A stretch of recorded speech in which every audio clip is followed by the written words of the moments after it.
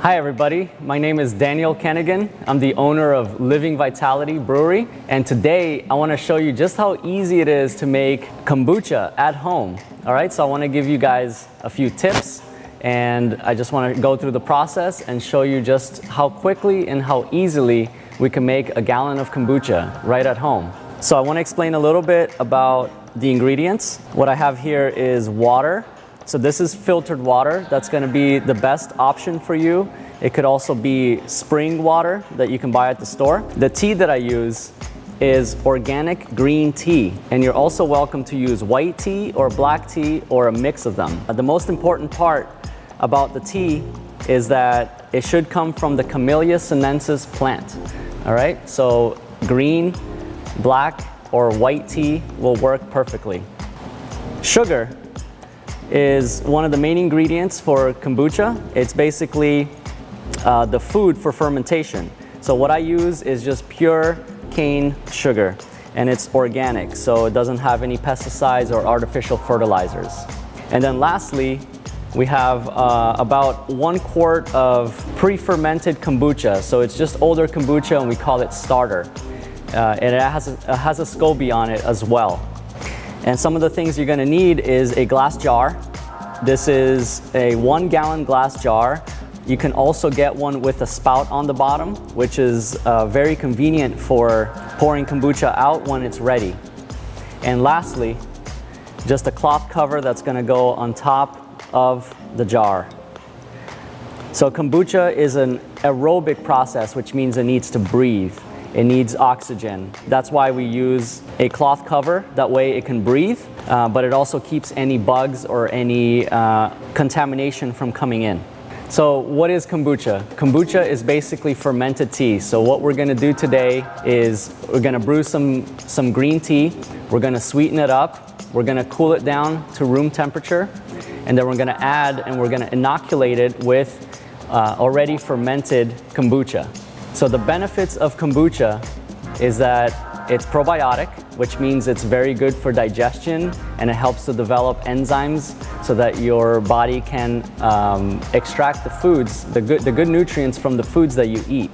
It's very high in antioxidants, so it helps alleviate and reduce inflammation, which helps heal your body quicker from any injuries or any toxins. And then the last thing that it has is that it detoxes your liver. So it takes out a lot of poisons and toxins and heavy metals from your liver as you drink it on a regular basis. So right now what I'm gonna do is I'm going to make some tea concentrate. So one of the tips I wanna show you is that you don't have to boil an entire gallon of kombucha.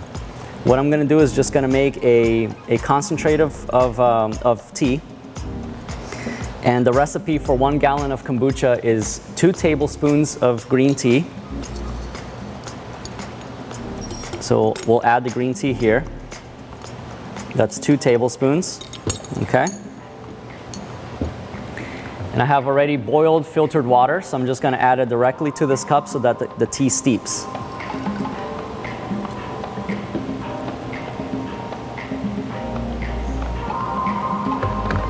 You don't need much water because this is going to be a concentrate. All right, so I'm just going to give it a quick mix just to help it steep a little faster.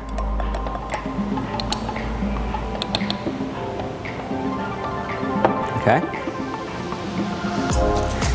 And the other ingredients for kombucha is for 1 gallon of kombucha, you're going to do 2 tablespoons of green tea. It could also be a mix of green and black or white. And 1 cup of sugar to 1 gallon of kombucha. And the amount of starter could be anywhere from 16 to 32 ounces to kickstart your first batch of kombucha. So I'm gonna let the tea steep for another minute here on the side. And I'm gonna take this glass jar. What we're gonna do is strain the tea directly into the jar. But because this is very hot, one of the things I want to do is just fill this up with water about 1/4 of the way.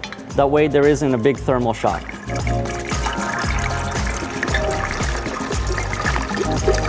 The important thing you want to keep in mind about water is that it has to be filtered.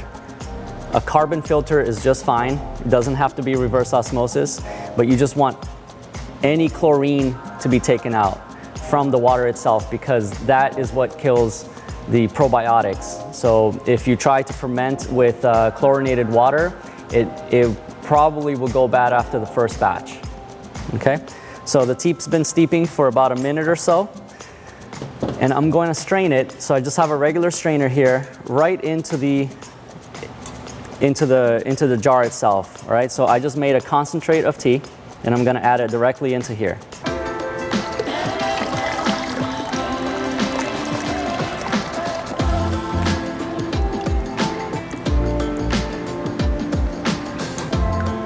So here are my green tea leaves in the jar. All right, the next thing I want to do is I basically want to sweeten it up with a cup of sugar. So I have a cup of sugar here, and I'm just going to add it directly to here. It's still a little bit warm, so the sugar should dissolve pretty quickly.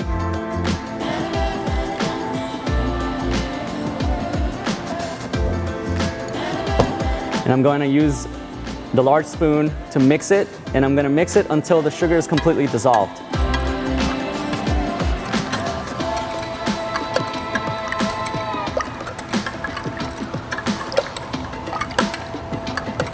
You can kind of feel the sugar crystals at the bottom, and you want to mix it until the sugar crystals are completely dissolved.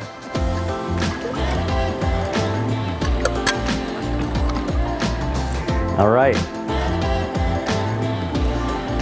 So the sugar is all fully dissolved. The liquid, it's a concentrate of tea and sugar, which has a nice amber color to it, and that's exactly what you want for your first starter of kombucha. Now, it's still a little warm. In order to add the starter in it, I wanted to cool it down just a tad so that it doesn't have a thermal shock. If you have too much of a temperature shock for the starter, what happens is you could possibly kill the starter, and then the kombucha batch won't be good. So the way I do it is, if you have ice in your ice maker at home, you can add a little bit of ice here to get it to room temperature, or just take more of your room temperature water and just add to it. So that's what I'm going to do here. I'm just going to fill it up about 3/4 of the way.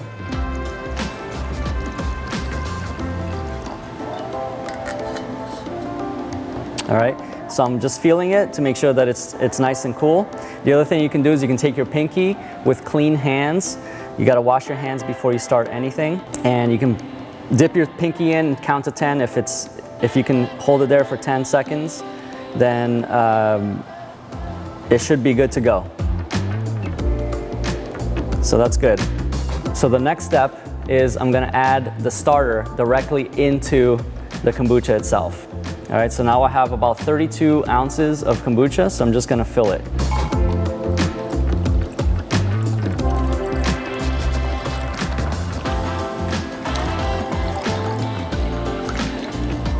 I also have the SCOBY here with it.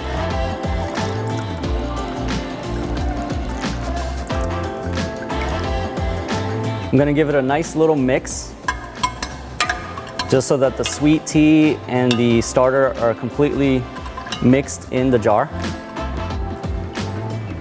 And then I'll add the SCOBY to it.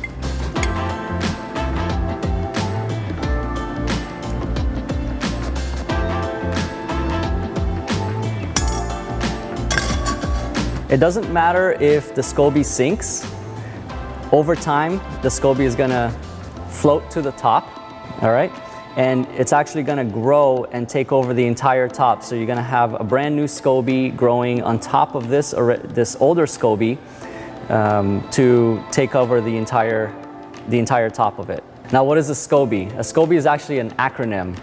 It stands for Symbiotic Community of Bacteria and Yeast. So it's actually a community of bacteria that works together in order to ferment this liquid. And the very last step you want to do is cover it with this cloth.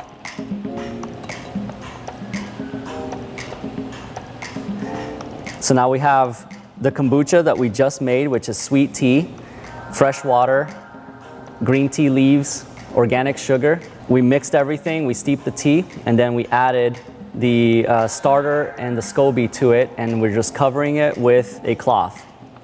Now you want to let it sit and wait for at least a week. After a week, what you'll notice is a brand new SCOBY growing on the top of it, okay? And what you want to do at that point is you want to taste it with a spoon to see if it's ready. What you're looking for is a semi-sweet, semi-acidic drink. If it's a little too sweet, that means you have to wait a little longer. If it's just right, if it's at the right balance that you like, then it's ready to be taken out of the jar and then bottled into different bottles or mason jars, okay? And then you can flavor it with many different flavors and save it in the fridge so that it stops fermenting. So what you do is you take a spoon and you push the SCOBY down, take a sip from it, and see if it's ready. If it's not ready, again, just wait. So this is how easy it is to make kombucha at home. It's a very simple process. It only took a few minutes to put it all together if you have the right tools. And you just need to make sure that the water is very good quality, that the sugar is organic cane sugar, okay? And then the tea comes from the Camellia sinensis plant. So any green tea, black tea, or white tea works really well. You don't want flavored teas because those flavors can actually be damaging to the kombucha itself.